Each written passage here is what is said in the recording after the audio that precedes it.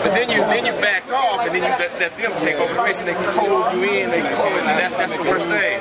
But it shows how good your shape is. Once you got closed in, you didn't die. Most people get closed in, they go all the way to the back, and they just you still was able to maneuver.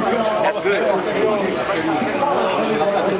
Yeah, and that's what kills you. And that's what kills you.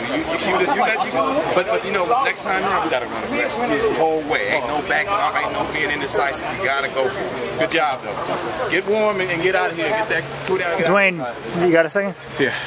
So, sorry. So Johnny's coaching you? Yes, sir. How's that? I mean, oh, it's great, man. It's my third year, and I think now I'm just getting it. So I'm getting you know, all his philosophies and all the training tools he's giving me, and I'm taking them and putting them to work on track. And obviously he's very involved. I mean, he comes up to you at training, and he finds you in the tent here. Yeah. I mean, does that help? The kind of support? Yeah. Well, I mean, you know, it's always great to have the coach around. Usually all these meets that I go to, he doesn't really, he's not all of them, so when I can have him around, you know, that's when I race the best. So it sounds like he's a little bit upset with some of your tactics? Just, you know, it was a little bit too relaxed.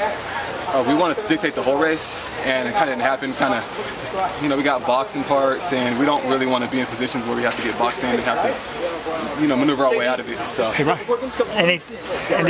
Have you guys talked about the next round at all, or you just take one round at a time? You know, I'm a great semis runner, so I mean, I know what he's going to tell me, and we kind of did talk about it. It was pretty much running like the final, so I'm taking it from the gun.